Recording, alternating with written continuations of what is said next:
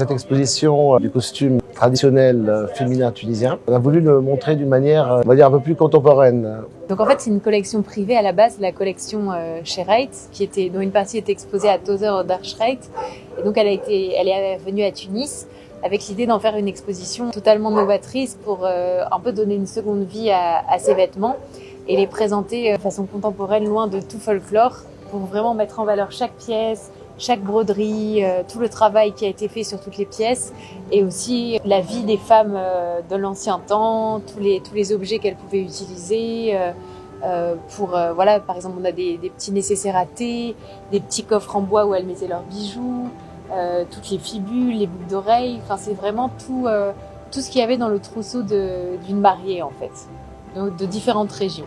Je pense que c'est important de faire une telle expo parce que ça met en valeur le patrimoine tunisien d'une nouvelle façon, en fait. Comme un sujet d'histoire, comme un sujet de beauté, de montrer toute la valeur de ce patrimoine.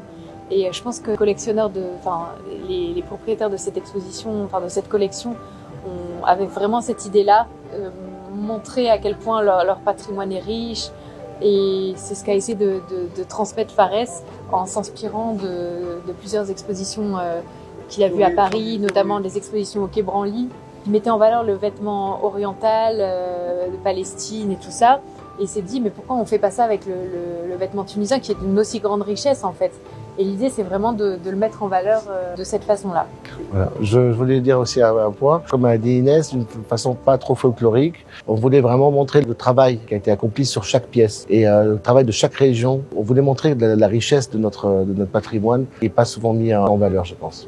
C'est ces collections que la famille a, pendant une quarantaine d'années, a accumulé. C'était déjà au musée d'Darschreit. Il y avait beaucoup de pièces qui n'ont jamais été exposées. Voilà, c'était l'occasion pour les exposer. Voilà. Donc, déjà, l'exposition va être là pendant un mois. Dans tout le mois de Ramadan, on sera nocturne. Par la suite, j'espère qu'elle voyagera.